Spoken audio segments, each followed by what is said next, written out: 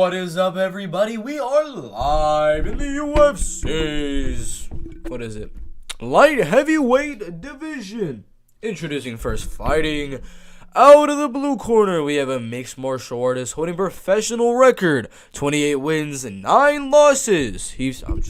I'm not going to go on and do all that, but we're going to put the thumbnail in really quick, and then we'll go in and look at our confident picks for this card. Alrighty then, let me put the thumbnail if I can find it. There it is. Save. Alright, what is up, everybody? So, UFC Fight Night, Błachowicz versus Rakić. Pretty solid card, I'm not gonna lie. I expect a good amount of finishes on the card. I'm not expecting the whole entire card to be finishes, but most of this card is going to have a lot of knockouts on it. And yeah, there's a few of the women's fights, Jandy Roba, Araujo, Chukagi, but other than that, there's a good chance we see a lot of finishes in those other fights. But yeah, I don't want to keep you guys waiting for too long, so it doesn't really matter. What is up, J-Man? What is up, man? So, yeah, we don't need too many people to get inside the live stream. We just got to get the video out there. We're going to post it right after this live stream. So, yeah, let's just go right in the video, and we go on to the UFC light heavyweight division.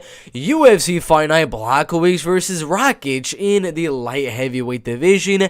5 rounds of action at 205 pounds. Rakić with a 14-2 record, one of them being very, very controversial. Fighting Błachowicz, the former UFC light heavyweight champion. It's going to be a good fight. If Rakić wins this one, maybe they give him Magomed Ankalaev. Maybe they just give him the winner of Yuri Prochazka versus Glover Teixeira. So this could be a title eliminator type of fight. We got another light heavyweight matchup, Ryan Spann and Ian Kuttalaba. Amazing fight there. We got Luis Smoka and Davey Grant, who just lost to 2 really good prospects, and Marlon Chito Vera and Adrian Yanez. We got Amanda Hebus, Caitlyn, Chukagi, Frank Camacho coming off a very long layup, taking on the debuting Dana White Contender Series alumni Manuel Torres. We got another Dana White Contender Series guy in Jake Hadley, taking on Alla, Nacimento, Viviane Araujo, Andrea Lee, and Michael Johnson coming back, fighting Alla and Patrick, Verna Jandy Roba, Angela Hill, another Dana White Contender Series guy, Carlos Candelario,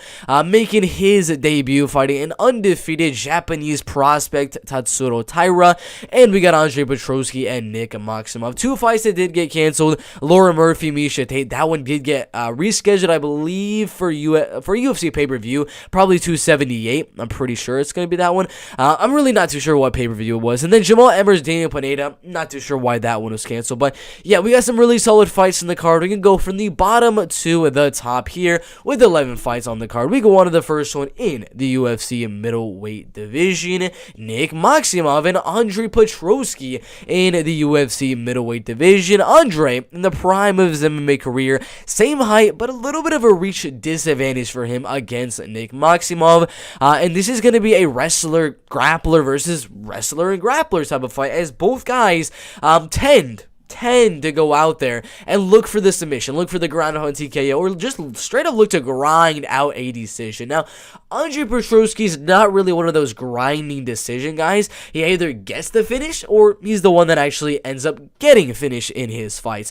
He went on a 5-fight win streak over there in Art of War cage fighting, all of them being finishes in the first or second round. Lost to Aaron Jeffrey, a Dana White Contender Series guy as well, by second round knockout. Went on to the Ultimate Fighter, got a submission, then he got submitted by Brian Battle, but then TKO Michael Gilmore, and then he submitted Yao Zhonghu. So he's a very good finisher, and I believe he has more of a shot going out there and getting a finish on Nick Maximov than he does a decision. If the fight goes all the way to a decision, I really do not expect Andre Pertrowski to end up being the guy that gets the win if it does go all the way, because Nick is a very strong guy. He's a very big guy for the division. He's very young, very explosive, really good wrestling, very grinding, and he's got very solid cardio as well. He can go for the takedowns for 5 rounds. He can just keep on going without really getting too tired. So for this fight here, I don't necessarily think that Nick Maximov is going to finish, is going to actually go out there and finish Andre Pertrowski, but the fact that Andre has lost 2 of his fights by finish, that kind of does lead me to believe that he is more of a reckless type of guy. That's kind of why he lost the fight to Brian Battle, who's fighting a little bit too reckless in that fight. Nick, if he's just going to be going out there grinding Andre Pertrowski with the takedowns, with the wrestling, and things like that, you would think that would actually give Nick Maximov a decision win here, but Andre Pertrowski is not a type of guy just accept that bottom position and just lay there and lose a decision. He's going to try to get up, he's going to put himself in those worst positions to get rear naked choke submitted, to get knocked out, ground and pounded, whatever the case may be. So I know a lot of you guys are going to go Nick Maximov by a decision here, but again, I see this fight card having a good amount of finishes, and both losses coming for Andre Pertrowski have been finishes. And yes, Nick Maximov is coming off decision wins over Cody Brundage, Punihil Soriano, Oscar Cota, and many other guys. It's just those guys were really out there. They were not trying to get up from the takedowns. I mean, Punihil was kind of trying to, but I believe he's a much better wrestler than Andre, and Andre is a much more reckless guy. Would not be surprised if this is a decision win for Nick Maximov, but I have a feeling Andre is going to put himself in a bad situation here, and Nick is going to get that rear naked choke submission. He's going to get in the mic after he gets the win and be like, "This is Nate Diaz's Army, mother blank," and he's going to do all that stuff on the microphone. We'll see what happens, though. Nick Maximov is a good prospect here. He's undefeated. They both have the same amount of experience. He's younger, he's lengthier, he's the better wrestler, he's a better grappler. Striking wise is pretty even, but I just cannot see Nick Maximov not being able to go out there and land the takedown. So I got Nick Maximov in the second round by a submission. Can you do an early prediction versus for Glover versus Yuri Prochazka? I mean, I don't see why not. Let's see if we can find it. We'll go on to Jan Błachowicz, see if we can get over there fast. But yeah, we'll do that prediction right now in the UFC light heavyweight division. Yuri Prochazka and Glover Teixeira in the light heavyweight division. This is going to happen on UFC 275. One of the younger fighters in the UFC light heavyweight division at only 29 years old. In his prime, he's taller than Glover, he's lengthier than Glover, he's faster than Glover, he's more powerful than Glover, he has the speed advantage over Glover, but Glover has the cardio advantage, Glover has the wrestling advantage, and Glover has the grappling advantage. The betting odds early for this fight that is set to happen on UFC 275, the early odds for this fight do have Yuri Prochazka as a minus 220 favorite, which is very interesting, because Glover is one of those guys that is very good at surviving against these power puncher type of guys like a Yuri Prochazka. You look at the last few guys that he's fought, a lot of them have had a lot of power. Kuttalaba has a lot of power to go out there and knock you out. Threw some big shots in that first round. Glover came back and he submitted him in the second round. Anthony Smith went out there, threw some really big shots, got some TKO'd in the fifth round. Thiago Santos went out there, threw some big shots. He even rocked Glover Teixeira many times, and he got taken down and he got submitted. Same with Jan Błachowicz in that fight. And Glover actually tagged him on the feet as well. I'm not going to rule out Glover Teixeira even in the striking. Yuri Prochazka 1000% could go out there and just starch Glover Teixeira. It's very likely that can happen. But it could be a situation where it's like Yuri Prochazka it's like Charles Oliveira versus Justin Gaethje, where it's another Brazilian grappler, wrestler type of guy in Glover Teixeira fighting the power puncher like Justin Gaethje, like Yuri Prochazka. It's pretty much the same thing in that Charles Oliveira always gets knocked down in his fights, and then he comes back and he gets the finish. Yuri Prochazka always gets those knockdowns. Glover Teixeira always gets knocked down and he comes back. So it's not a lock. It's nowhere near a lock. I can 100% see that Glover Teixeira goes out there, gets absolutely mauled in the first round, gets knocked out. That's one aspect of the fight. Another aspect could be Glover survives, gets in the guard of Yuri Prochazka and holds there for the rest of the first round. Yuri's a little bit tired, and Glover lands a takedown, and he ground and pounds him, and he ground and pounds him, and he ground and pounds him, and in the third round, gets that back, submits Yuri Prochazka. It's very likely that happened. Is that my prediction? No, I am going to go Yuri Prochazka by knockout in the second or third round, but I'm not going to go out there and make this a confident pick. This is nowhere near a confident pick. This is pretty much the bigger version of Charles Oliveira versus Gaethje. Gaethje's Yuri Prochazka in this scenario. Golovkin this year is Charles Oliveira. Grappler, wrestler type of guy that gets hit, comes back, and gets the finish. Would not be surprised if that happens, but I'm going to go Yuri, slightly edging it out. The odds are pretty weird in my opinion. They should be a lot closer, but I got Yuri winning that fight by knockout right there. Let's see. Yuri is a Jedi. Yes, he is. What is up, bro? Looking like a young Vitor Belfort. Yeah, that's funny. After the Nick Maximov-Andre Pertrowski fight, we got another undefeated prospect here in the UFC flyweight division. Carlos Candelario and Tatsuro Taira in the flyweight division. Now, very young fighter here. Tatsuro 10-0, fighting some decent competition over there in Japan, and he's 22 years old. That is a very young fighter for the UFC to have, especially in the flyweight division. Similar age to Mohamed Mokayev, another young undefeated flyweight prospect, and he's not only undefeated as a pro, he's also undefeated as an amateur with 9 wins in a row, a couple sleeper hold and sleeper choke submission wins there, a few front chokes, ground and pound wins, triangles, rear nakeds, and things like that. You can clearly see what he's trying to do. He's not trying to go out there and have a striking battle with Carlos Candelario, who definitely is going to look to have a striking battle with Tatsuro Taira, but he's never been finished. He's only lost one fight, which was very controversial, against Victor Altamirano, and other than that, he's got a lot of finishes of his own. I don't think he's going to be able to finish Tatsuro Taira in this fight, and I don't think Tatsuro is going to be able to finish Carlos Candelario either. Carlos has very good grappling and very good wrestling of his own. Not up to par of Tatsuro Taira, of course, but I think he can hang with it enough to not be able to get finished. A lot of these undefeated guys joining the UFC with a lot of hype and things like that. Once they fight another guy that does not get finished in any one of their fights, it really starts to test them, because they go out there early on in the fight, they look very, very good. They absolutely destroy their opponent. Then they start to gas a little bit because the other opponent knows what it's like to go the distance in those fights. He puts on the pressure, comes back, and wins the fight. We saw that with CJ Vergara over there in the UFC. We saw that with Journey Newsome last week in the UFC as well. So I'm not going to go out there and say for sure Tatsuro wins, because I definitely think he wins the first round. It really comes down to those later rounds, because we have not seen Tatsuro fight a guy with the pace of Carlos Candelario, with the dog of Carlos Candelario, and he's never really gone to a decision too much in his professional MMA career. I'm still going to go Tatsuro to win the fight, but it's not a confident pick by any means, as he's young, he is experienced, 10 wins, 0 losses, and 9-0 as an amateur, but he is young, he has not fought the level of competition as Carlos. I mean, he's fought some pretty experienced guys, but none of them to the skill level of Carlos Candelario. Very close. I'm going to lean Tatsuro Taira, keeping it pretty even on the feet, mixing in those takedowns, and slightly edging out a 29-28 decision. After that one, we go on to, let's see, the UFC Women's Strawweight Division. Verna Jandiroba and Angela Hill in the Women's Strawweight Division. Now, Angela is a lot older, 37 years old right there. She's going to be the same height, and she's going to have a reach advantage. 64% going Jandiroba, 36% going Hill. Now, this is an interesting fight, because logically speaking, yeah, you're of course going to have to lean Verna Jandiroba to win. That is going to be my prediction. It is going to be a Verna Jandiroba by decision win.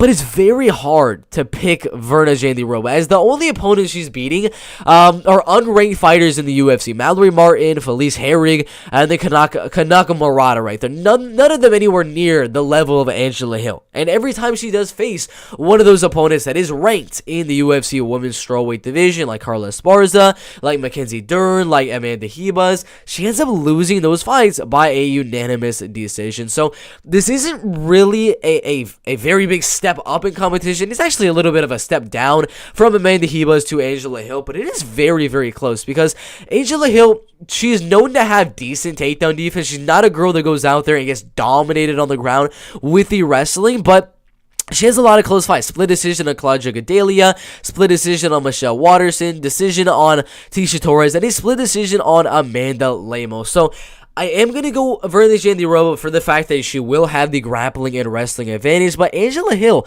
is very, very live to just defend a lot of the takedowns, keep the fight out of the clinch, and just out-volume Verna Jandiroba on the feet. Make it a very, very boring fight at range, defend the takedowns, sprawl on the takedowns, and just land more volume, and win the decision. Very, very likely. That's why I'm not confident on Virna Jandiroba by any means. I'm still going to go for her to win the fight. She's a better grappler. She's a better wrestler. And the striking, she's not that far behind Angela Hill, but not a confident pick. I give Virna Jandiroba by a decision right there. Let's check the comments really quick. I'll add that Jiri doesn't have that one-punch knockout power like Santos. He just throws a lot. Yeah, he doesn't necessarily have that one-punch power. It's more like 1, 2, 3, and then boom, you're out after the third shot. So yeah, he doesn't have necessarily that one-punch power, like you said. Yeah, I definitely agree. He has to knock him out cold, or he's getting choked, in my opinion. I agree. Can he do easy versus Cannonier? I'll do that one after I'm done with the full card prediction. Yuri only has 2 fights in the UFC against strikers, never fought elite grapplers like Glover, and got taken down easily by Reyes. What do you think, Bert? Yeah, that's what I'm saying. It's a 50-50 fight. I'm leaning Yuri, but it's a 50-50 fight. Definitely goes either way. After that one, we go on to the UFC lightweight division. Michael Johnson and Alan Patrick in the lightweight division. Alan, not doing too good. Not doing too good at all. He did beat Stevie Ray. That's a solid win. He did beat Damir Hadzovic 4 years ago and then 5 years ago. So that was a long time ago since he's got really any legit wins inside the UFC. Got knocked out by Scott Holtzman, lost a unanimous decision to Bobby Green, and then got dominated by Mason Jones all the way up until the eye poke. That was pretty much it, and then the fight was over. He's taller than Michael Johnson. He's lengthier than Michael Johnson, but his striking is nowhere near Michael Johnson. Michael is a very legit striker. Lost to Josh Emmett just because Josh Emmett had more power. Lost to Stevie Ray because he's the better wrestler and grappler. Lost to Thiago Moises because he is the better wrestler and grappler. Lost to Clay Guida because he's the better wrestler and grappler. Alan Patrick does not have the power like a Josh Emmett to go out there and knock out Michael Johnson. And he's not one of those guys that is going to go out there and dominate Michael Johnson in the wrestling and grappling like Stevie Ray, Thiago Moises, or Clay Guida did. He's not going to be able to do that type of thing. So I think this is a pretty clear victory for Michael Johnson. Yeah, he's getting older, but look where Alan Patrick is. He's 38, almost 39 years old right there. His only way of winning, take the fight down over and over and over again and grind out a decision, which he can do. He does have 3 decision wins on his, or 3 takedowns per fight inside the UFC, which is pretty good, I would say. But he's not on the level of Clay Guida. He's not on the level of Moises or Stevie Ray or anything like that. He's not going to be able to land the takedowns consistently throughout the fight. I think Michael Johnson is going to keep the fight on the feet, land the harder shots, land more shots, and edge it out on the judges' scorecards. Michael Johnson by a unanimous decision. After that one, we go on to the UFC flyweight division.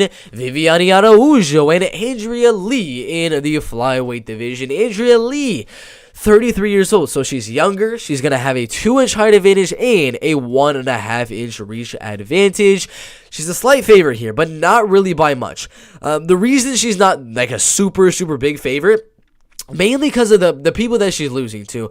Joanne Calderwood, Laura Murphy, and then Roxanne Modafferi. They're okay opponents for the UFC women's flyweight division. I mean, the first 2 were very close split decision losses, but to lose a unanimous decision to Roxanne Modafferi, that does not really bode well for you at all, considering Viviane went out there and beat Roxanne Modafferi by a unanimous decision. But that was a year and 7 months ago. It's been a very long time since that fight with Roxanne Modafferi. You have to assume that she's been training consistently, wrestling, grappling, takedown defense, and things like that. And she definitely has. After that loss to Roxanne, got a submission win on Antonina Shevchenko. Then she went out there and knocked out Cynthia Calvillo. So I expect, I'm not going to say for sure that she's worked on her wrestling and she's a much better wrestler and grappler now, but that's got to be what she's training on. We already know she's the better striker than Viviane Araújo. She's got the better Muay Thai, the better kicks, more power, more volume, and all of that type of stuff. She even has more cardio than Viviane Araújo,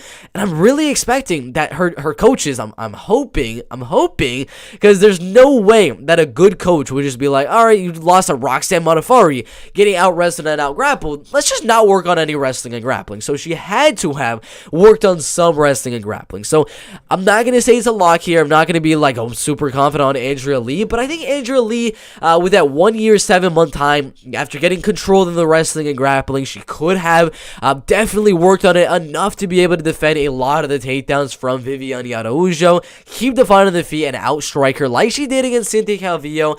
Not enough to get the finish, as Viviane is not a girl that gets finished really too often. Lost to Caitlyn Chukagi and Jessica Ai, and she's really never been finished in her career. So I see the fight going all the way. I'm leaning Andrea Lee to win the fight by a unanimous decision. Pretty much everyone is saying the fight goes to a decision, but it's not a lock. It goes to a decision. Andrea Lee has power in her hands, and if the fight does hit the mat, Viviane, if she's going to be laying in those takedowns, she could walk right in to a triangle choke submission from Andrea Lee right there. So I'm going to go decision from Andrea Lee, but you never know with the power and submission game of Andrea Lee. Let's check the comments one more time. Błachowicz by unanimous decision is possible. This live will be uploaded to your channel. Of course it will be.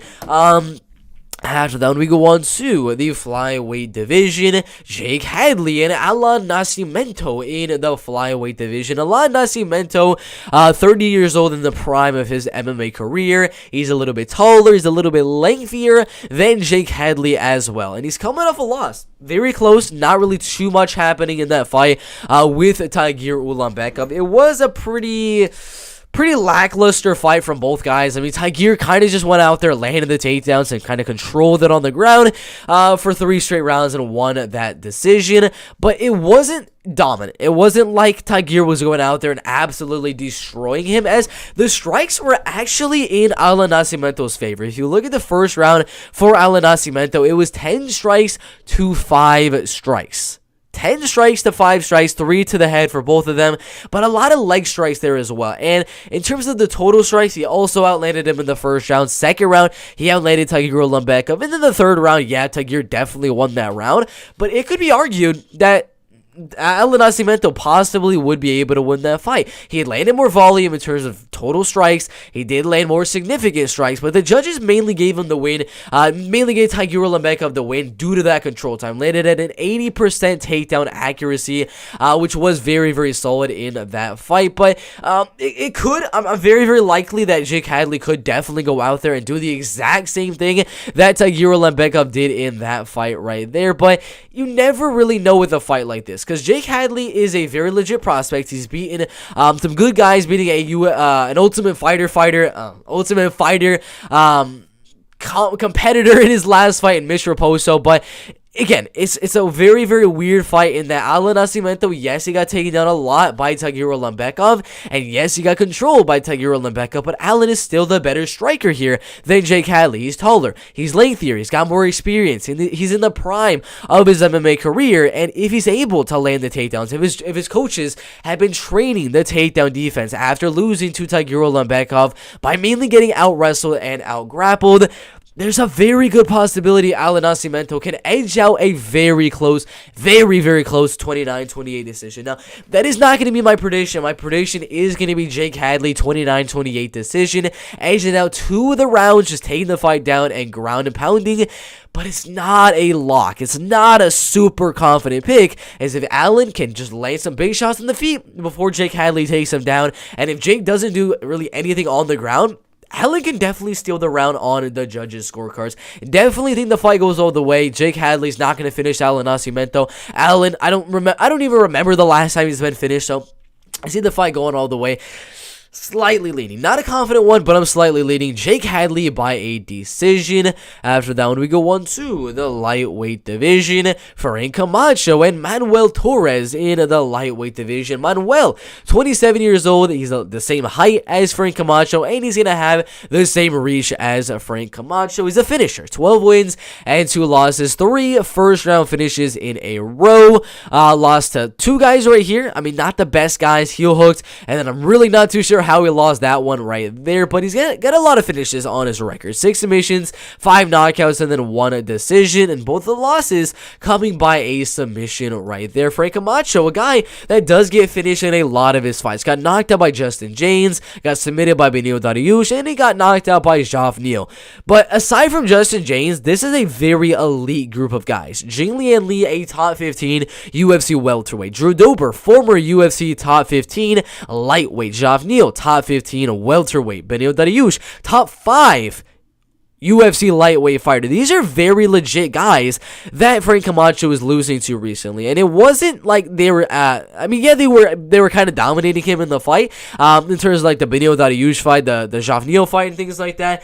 But this is a big step down in competition. Yeah, he got knocked out by Justin James, but I assure you, if they redid that fight with Justin James, Frank Camacho is going to win that fight. If they redid that fight, he's going to win. And it's a very big step down in competition from the ranked opponents of Drew Dober, Lee, Neal, and Dariush. A fight an up-and-comer, a UFC debuting fighter in Manuel Torres, and that is why I think it's going to be close. The last few weeks, we've seen a lot of Contender Series guys go out there and fight veterans that have been in the UFC for a little bit, with their job on the line. Frank Camacho's job is 100% on the line. Jordan Newsom from last week, his job was on the line. CJ Vergara, his job was possibly on the line as well. They all fought Dana White's Contender Series fighters that are coming in to their first ever fight in the UFC, and the veteran went out there and slightly edged out the second and third round. I'm very, very, very much thinking that that's a very good possibility here, because Manuel, if you look at how he's getting the finishes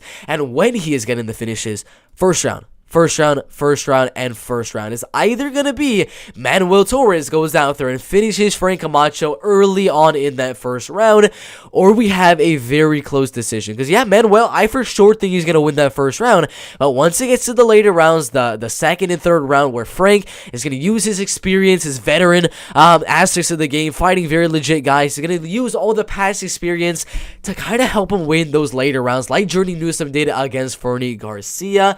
I'm not going to go Frank Camacho to win, because I think Manuel will do enough to win the first round for sure, and then win the second round. Then Frank Camacho will make his comeback and win that third round. So I'm leaning Manuel Torres by a 29-28 decision. It's not a confident pick, because Frank, if he can survive that onslaught in the first round, and Manuel maybe he puts on a little bit too much, his cardio starts to drain a little bit, Camacho's very live after that point. So it's a close fight here in the UFC lightweight division. It's very close on the betting odds as well.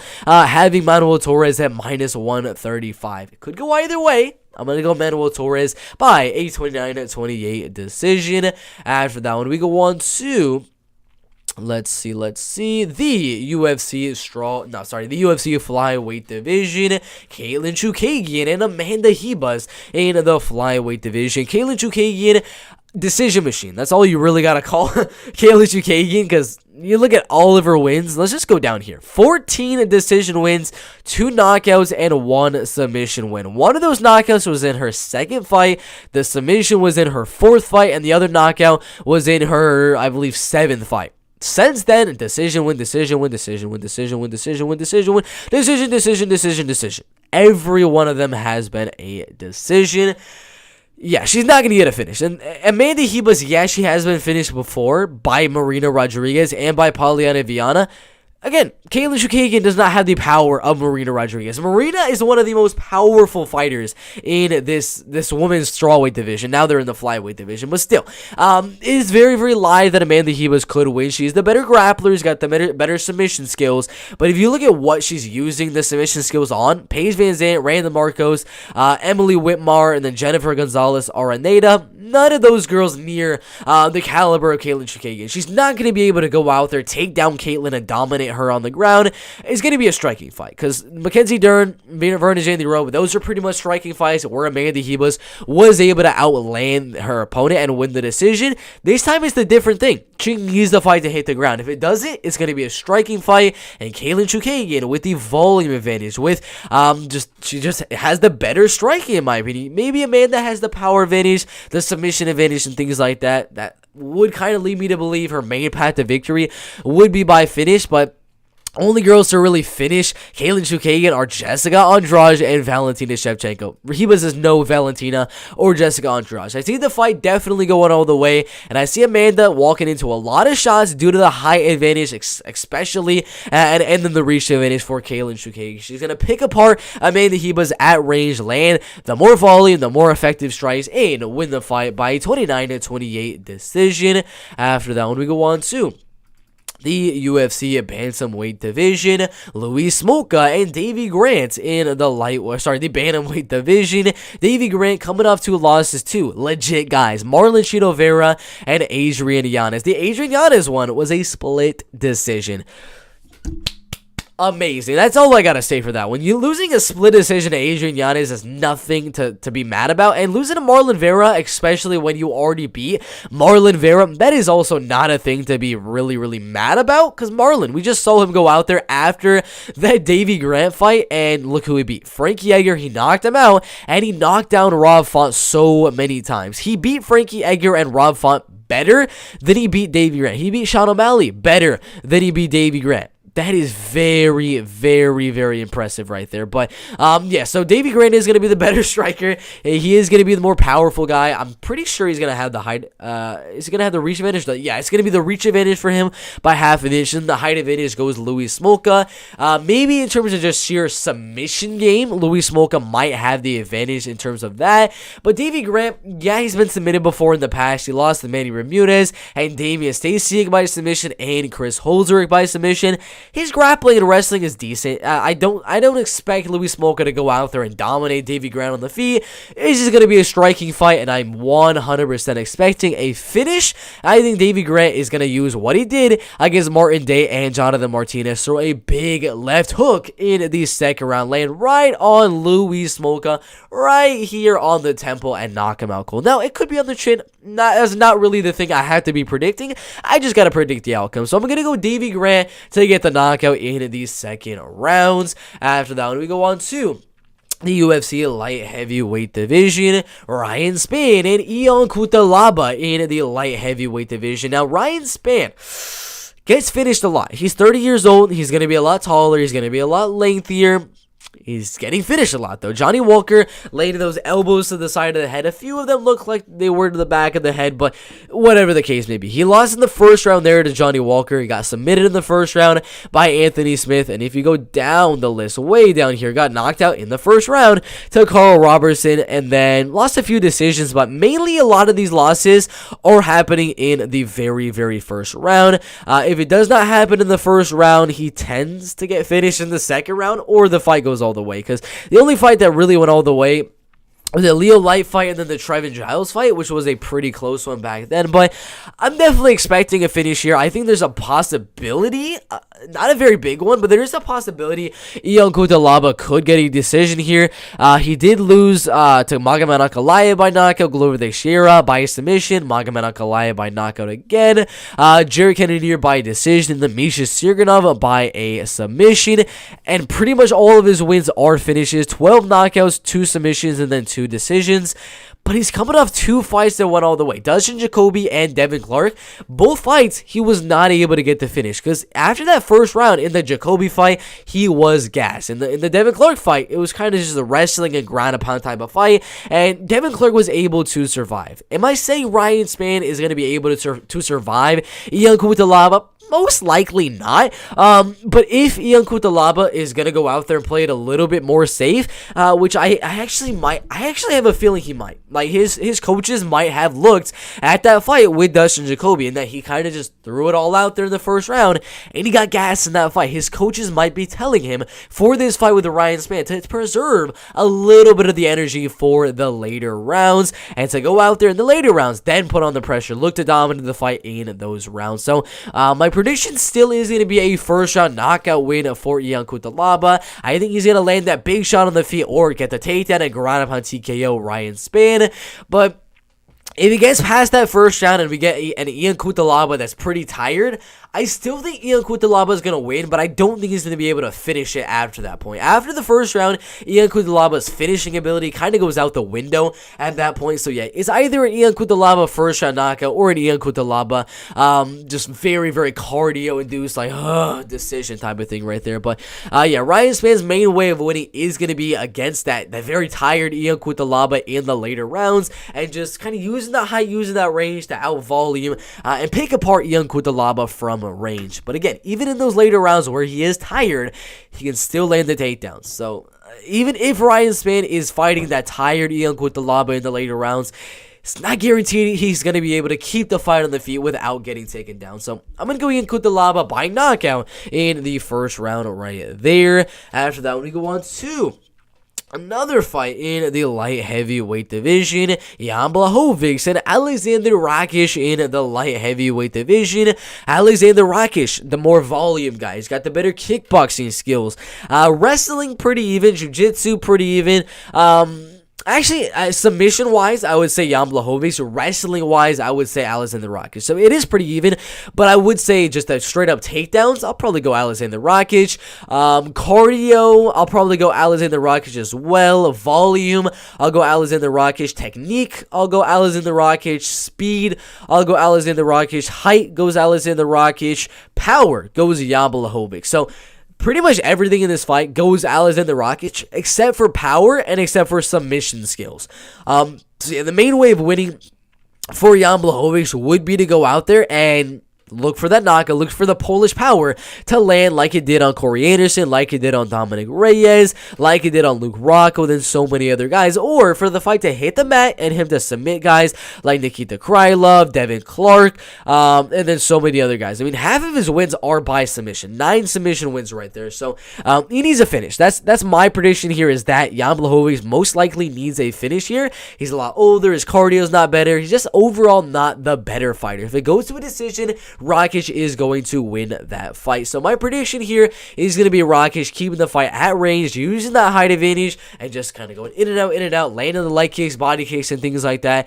Keeping the fight on the feet, not really mixing in the wrestling and grappling too much, but just making it a kickboxing match. And Jan Błachowicz in a kickboxing match, his only way of winning is if Rakić comes in a little bit too far and he can crack him and knock him out. But I don't think he's going to crack Alexander Rakić. I don't really even remember a time Alexander Rakić has been cracked and almost knocked out or anything like that.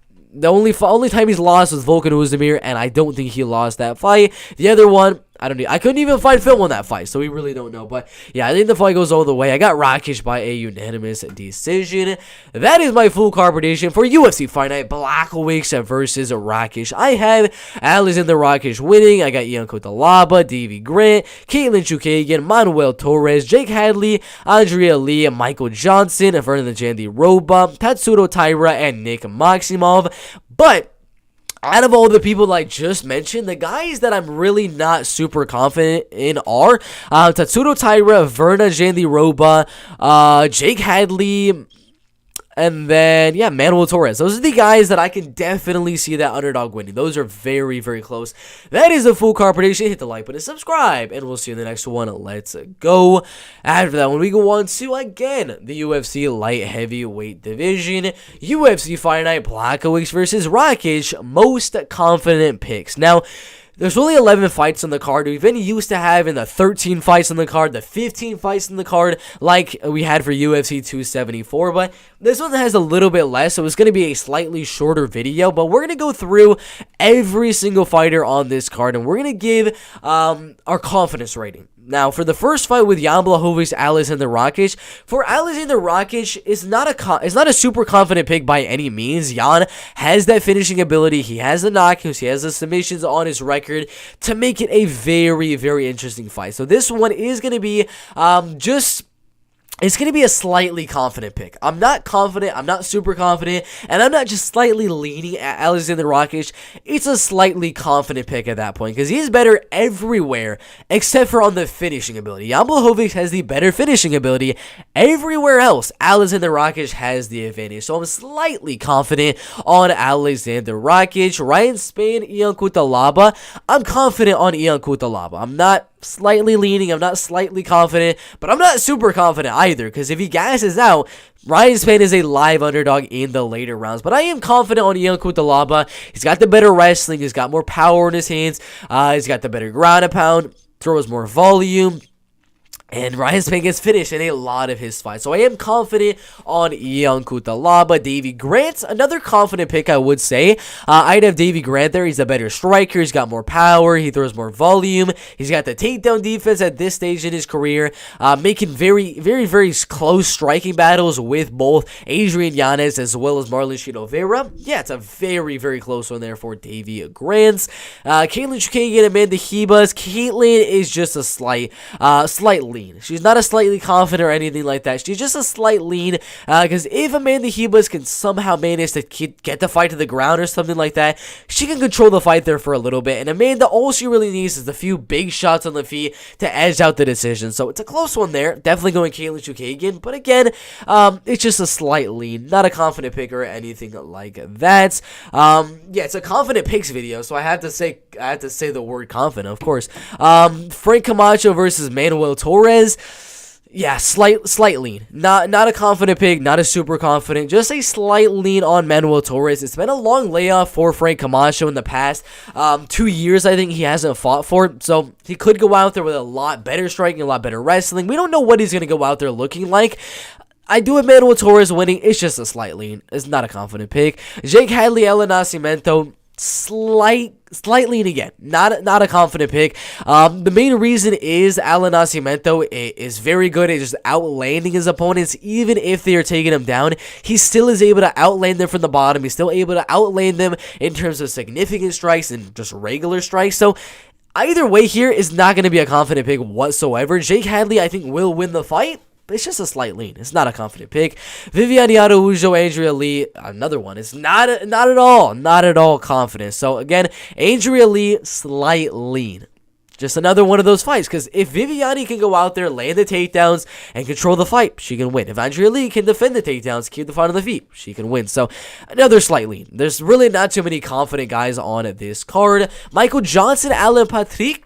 I'm actually going to have Michael Johnson as a slightly confident. Just a little bit above slight lean and a little bit below confident. So he's a slightly confident pick. The reason being is his age, and the other reason being is his takedown defense. Allen goes for a lot of takedowns in his fights, and Johnson gets taken down in a lot of his fights. So it's another one of those. I'm going to say slightly confident on Michael Johnson. Verna Jandiroba, slight confident as well. Is that she's pretty even on Angela Hill on the feet. I still give the advantage to Angela Hill in terms of striking, but in the clinch and the takedowns and the wrestling and the grappling, Verna does have the advantage. So slightly confident pick for Verna Jandiroba. Another slightly confident is going to be on Tatsuro Taira, in that he's the better wrestler, he's the better grappler, he's got more experience. He is going to be, I wouldn't say like the better striker, because it is very even there, but he's better pretty much everywhere other than the striking. And yeah, I would say slightly confident. He's not going to be more than that, because he is slightly untested against better competition in his career. And this is a pretty big test fighting Carlos Candelaria. So just a slight confident pick. Nick Maximov, that'll be a confident pick there. Not a super confident, just a confident pick. So, yeah, my confident picks are going to be Nick Maximov, Davey Grant, and young Kuttalaba. Other than that, they're kind of spread around slightly confident and slight leans. No super confidence at all here. I mean, every single fight on this card is pretty close, to be quite honest with you. It's a very, very close fight card. I mean, a lot of money is coming in on Nick Maximov, but yeah, there's a lot of close fights here. It's gonna be a good fight card. But those are my confident picks. Not really too many of them. Only 3 confident picks on the card. But that is my list of confident, super confident, slight leans, and slightly confident picks. Make sure you guys hit the like button, subscribe, and we'll see you in the next one. Let's go. Let's see. I bet Maximov last night in a parlay, and he was minus 330. It went all the way to minus 445 today. Now he's back to minus 425, and now he is at minus 470. I mean, the money is coming in crazily on Nick Maximov at the moment. It's pretty crazy how much money's coming in on him. But yeah, a lot of money is definitely coming in on him. It's pretty crazy. Alla, Berlin Notorious MMA. Just play the over in the Johnson fight. What would that be? Michael Johnson over. It's minus 300. That's not really worth it in my opinion. But yeah,